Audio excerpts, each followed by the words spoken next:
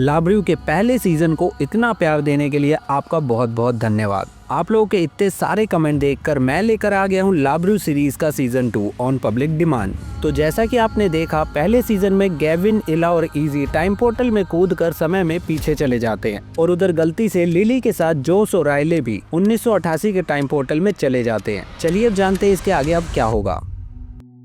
कहानी की शुरुआत होती है 1988 से, जहां पर एक और सिंकहोल खुल जाता है। वहीं 10,000 BC के समय में कैंप के लोग साइलस को बंदी बनाकर पूछताछ करते हैं कि वो लोग जोस और राइले को 1988 से वापस कैसे लेकर आए, लेकिन साइलस अपना मुंह नहीं खोलता। फिर लेवी सैम से बात करता है और उसे समझाता है कि उन्हें जल्द से जल्द साइलस का मुंह खुलवाना पड़ेगा, क्योंकि उन लोगों के पास समय बहुत कम है और उनके पास खाना भी खत्म हो रहा है। तभी पारा कुछ गांव वालों के साथ खाना लेकर उनके कैंप में आती है और सैम और उसकी टीम से एक सौदा करती है कि वो लोग खाने के बदले साइलस को वापस कर दें। लेकिन टाई पारा से बात करके उनसे थोड़ा और समय मांग लेता है। फिर ये थोड़ा सा समय पाकर सैम साइलस के पास वापस जाता है और उसके सर पर बंदूक तानकर फिर से पूछताछ करता है और इस बार साइलस अपना मुंह खोल देता है और सैम को बताता है कि उसे नहीं पता कि जोस और राइले को वापस कैसे लाया जाए, लेकिन डॉक्टर रेबेका उनकी मदद कर सकती है। इसके बाद साइलस उनको रेबेका की लोकेशन बताता है। ये सुनते ही लेवी और ईव रेबेका से मिलने निकल जाते हैं और जाने से पहले लेवी टाई से कहता है कि वो सैम पर नजर रखे, क्योंकि उसको सैम की मानसिक स्थिति ठीक नहीं लग रही। फिर रास्ते में जाते हुए उन्हें ल्यूकस मिलता है जो अपनी माँ मैरीबेथ को दफना रहा होता है। तभी उन्हें वेरोनिका के चिल्लाने की आवाज आती है और वो तीनों तुरंत जाकर देखते हैं। वो देखते हैं कि कुछ लोग वेरोनिका को पकड़कर अपने साथ ले जा रहे होते हैं और उनके पास स्टील के भाले होते हैं।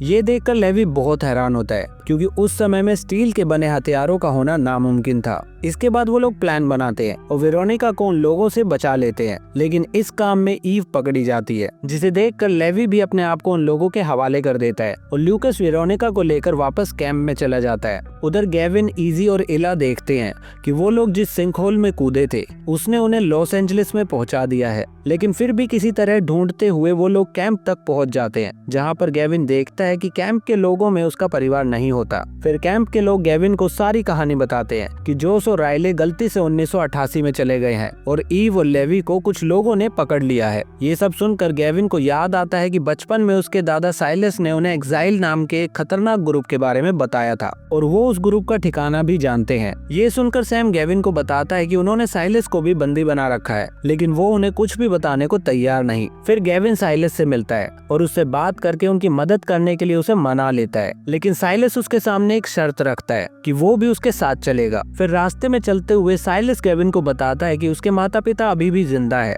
और उसकी माँ ने साइलस से कहा था कि वो गेविन को बचा कर रखे और यही वजह थी कि वो नहीं चाहता था कि आइजिया फ्यूचर में जाए। उधर डॉक्टर रेबेका स्कॉट के साथ उस आधुनिक बिल्डिंग के पास होती है, जहाँ पर वो स्कॉट से मदद मांगती है, क्योंकि बिल्डिंग में जो लोग हैं वो उसको मारना चाहते हैं और अगर वो उस बिल्डिंग में जल्द से जल्द नहीं गई तो वहाँ मौजूद सभी लोग मारे जाएंगे। अब ये सब बात जानकर स्कॉट रेबेका की मदद करने के लिए मान जाता है और वो दोनों बिल्डिंग के अंदर जाने का एक रास्ता ढूंढ भी लेते हैं, लेकिन उसके अंदर जाने के लिए उन्हें एक की कार्ड चाहिए होता है, क्योंकि रेबेका का की कार्ड वहाँ पर काम नहीं करता। इसलिए वो स्कॉट को वापस गाँव जाकर साइलस का की कार्ड लाने को कहती है। वहीं दूसरी ओर कैंप में इला वेरोनिका से मिलती है और उसको बताती है कि वही उसकी छोटी बहन लिली है और वो 2024 से वापस उसी से मिलने आई है, जैसा कि उसने वेरोनिका से वादा किया था। अब ये सब बात जानकर वेरोनिका बिल्कुल भी खुश नहीं होती। इसी दौरान स्कॉट कैंप में वापस आता है और सभी लोगों को एक झूठी कहानी सुनाता है। इसी बीच पारा कुछ गांव वालों के साथ कैंप में वापस आती है और साइलस को वापस लौटाने की मांग करती है, लेकिन कैंप के लोग उसे बताते हैं कि साइलस तो वहाँ से जा चुका है। अब ये बात सुनकर पारा बहुत नाराज होती है और कैंप का सारा खाना वापस ले जाती है। अब ये सब देखकर ल्यूकस कहता है कि बिना खाने के वो लोग ज्यादा दिन सरवाइव नहीं कर पाएंगे, इसीलिए उन लोगों को गांव में जाकर उनका सारा खाना चुरा लेना चाहिए। ल्यूकस की बात सुनकर टाई और सैम उसे ऐसा करने से मना करते हैं, क्योंकि ऐसा करने से गांव वाले लोग उनके दुश्मन बन जाएंगे। लेकिन तभी वेरोनिका और स्कॉट ल्यूकस का साथ देते हैं और गांव में घुसकर खाना चोरी करने को कहते हैं। स्कॉट ऐसा इसलिए कर रहा होता है क्योंकि उसको गांव में जाकर साइलस का की कार्ड लाना होता है। फिर रात होने पर कैंप के लोग ल्यूकस के साथ मिलकर चुपके से गांव में घुसते हैं और सारा खाना चुरा लेते हैं। इसी दौरान स्कॉट भी चुपके से साइलस के घर में जाकर की कार्ड चुरा लेता है। फिर सभी लोग कैंप में वापस पहुंचते हैं, लेकिन सैम और टाई उनकी इस हरकत से बिल्कुल भी खुश नहीं होते। उधर स्कॉट चुपके से डॉक्टर रेबेका से मिलता है और उसको वो की कार्ड दे देता है। रेबेका स्कॉट से कहती है, तुम्हें गेविन को भी उस बिल्डिंग में लेकर आना होगा क्योंकि उसका वहाँ होना बहुत इंपॉर्टेंट है। इसी दौरान हमें 1988 का समय दिखाया जाता है, जहाँ पर जोस और रायले चर्च की नन को देखते हैं जो आइजिया और लिली को अपने साथ ले जा रही होती है। अब इस समय में जोस तो बहुत खुश होता है, लेकिन रायले को अपने लोगों की याद आती है और वो वापस जाना चाहती है। इसी बीच जोस न्यूज़पेपर में पढ़ता है कि उनके शहर में अभी अभी एक सिंकहोल खुला है जो कि सेम 2024 के सिंकहोल की तरह था। तो वो लोग प्लान बनाते हैं कि वो लोग उस सिंकहोल के रास्ते से वापस पास्ट में जाएंगे, लेकिन जब वो लोग उस लोकेशन पर पहुंचते हैं तो वहाँ पर बहुत ज्यादा सिक्योरिटी होती है और उन्हें सिंकहोल के पास जाने नहीं दिया जाता, जिससे कि वो निराश होकर वहाँ से वापस जाने लगते हैं। लेकिन तभी एक प्रोफेसर जिसका नाम फ्रैंकलिन मार्स होता है वो उनका पीछा करने लगता है। फिर जब वो लोग उस प्रोफेसर से मिलते हैं तो वो उन्हें बताता है कि वो कैलटेक में भूविज्ञान का प्रोफेसर है और वो इन सिंकहोल पर रिसर्च कर रहा है। वो उन्हें ये भी बताता है कि उसकी एक साथी है जिसका नाम डॉक्टर कैरोलिन क्लार्क है जो उन लोगों की मदद कर सकती है, इसीलिए उन दोनों को जाकर उससे मिलना चाहिए। इसी बीच हम लेवी और ईव को देखते हैं जिन्हें उस ग्रुप ने पकड़ लिया था। वो लोग उन्हें लेकर एक माइन में रखते हैं जहाँ पर वो सभी कैदियों से ब्लैक रॉक की माइनिंग करवाते हैं।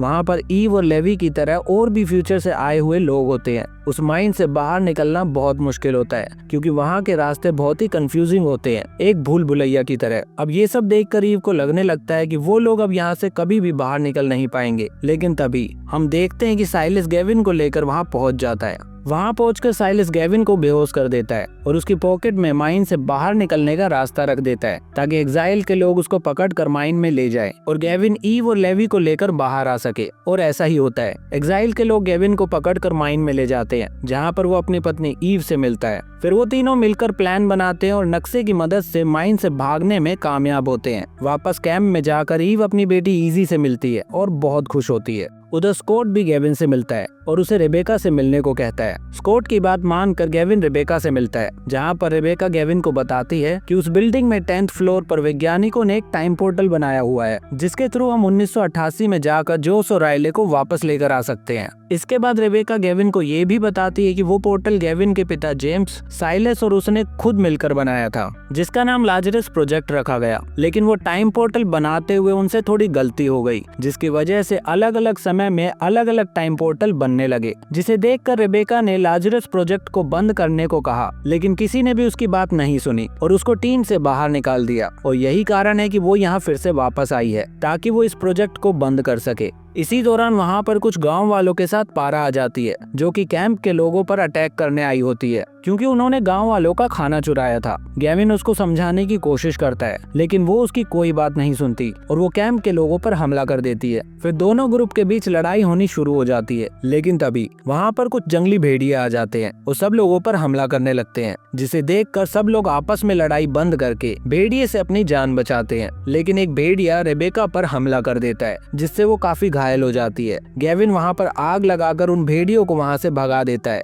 और उनके जाने के बाद दोनों ग्रुप भी समझ जाते हैं कि उन्हें आपस में लड़ना नहीं चाहिए बल्कि एक साथ मिलकर सरवाइव करना चाहिए। फिर सब लोग रेबेका को देखते हैं जिसकी हालत बहुत गंभीर होती है। रेबेका गेविन को बताती है कि उसकी माँ का नाम कैरोलिन है जो कि अभी 1988 में है और वहाँ पर वो एक वायरस बना रही है जिससे लाजरस प्रोजेक्ट को रोका जा सकता है। और इतना कहकर रेबेका मर जाती है। इसी दौरान 1988 में जोस और रायले डॉक्टर कैरोलिन से जाकर मिलते हैं और उन्हें पता चलता है कि ये वही कैरोलिन है जिसके बारे में रेबेका गेविन को बता रही थी, मतलब ये जोस की दादी है। वो लोग उसको 10,000 BC की फोटोज दिखाते हैं और उसको बताते हैं कि वो लोग कैसे छोटे आइजिया के साथ 1988 में फंस गए हैं। अब उनकी ये सब बातें सुनकर कैरोलिन उन्हें बताती है कि उसी ने अपने पति जेम्स और पिता साइलस के साथ मिलकर वो पोर्टल्स बनाए हैं और अब वो उन्हें रोकना चाहती है, जिसके लिए वो 1988 में आ गई और यहाँ पर एक वायरस बना रही है जिसकी मदद से वो उस प्रोजेक्ट को बंद कर पाएगी। वहीं हम देखते हैं गेविन और उसके साथियों को जो साथ मिलकर उस बिल्डिंग की तरफ जा रहे होते हैं जहां पर उन लोगों की बिल्डिंग के गार्ड्स के साथ लड़ाई भी होती है और वो गार्ड्स गेविन को पकड़कर बिल्डिंग के अंदर ले जाते हैं और बाकी लोग बिल्डिंग के बाहर ही रह जाते हैं।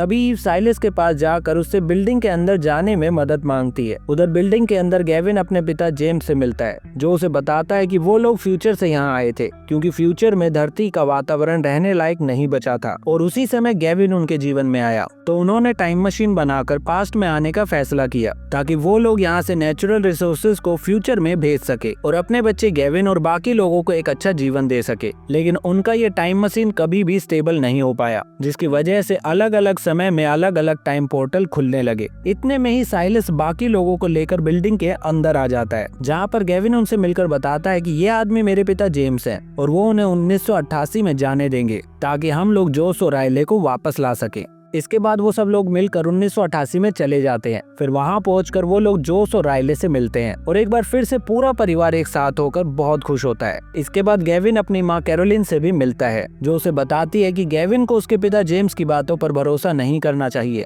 वो कभी भी इस टाइम मशीन को बंद नहीं करेगा, लेकिन मैंने एक वायरस बना लिया है जो उस टाइम मशीन को बंद कर सकता है, लेकिन इस काम में उसको गेविन की मदद चाहिए होगी। इसके साथ साथ वो गेविन को ये भी बताती है कि उस टाइम मशीन के बंद होते ही सारे पोर्टल खुलने बंद हो जाएंगे और सभी लोग उसी समय में रह जाएंगे जिस समय में वो लोग होंगे, मतलब वो लोग 10,000 BC में ही रह जाएंगे। ये सब जानकर गेविन अपनी माँ की मदद करने को तैयार हो जाता है और जाकर अपने परिवार को भी ये सब बातें बताता है। उसका परिवार भी इस काम के लिए मान जाता है क्योंकि वो लोग किसी भी समय में रहे लेकिन एटलीस्ट एक साथ रहेंगे। इसके बाद वो लोग साथ मिलकर उस टाइम पोर्टल के पास जाते हैं, जहाँ पर लेवी फैसला लेता है कि वो फिर से वापस पास्ट में नहीं जाएगा और यहीं 1988 में रहकर अपनी आगे की जिंदगी जिएगा।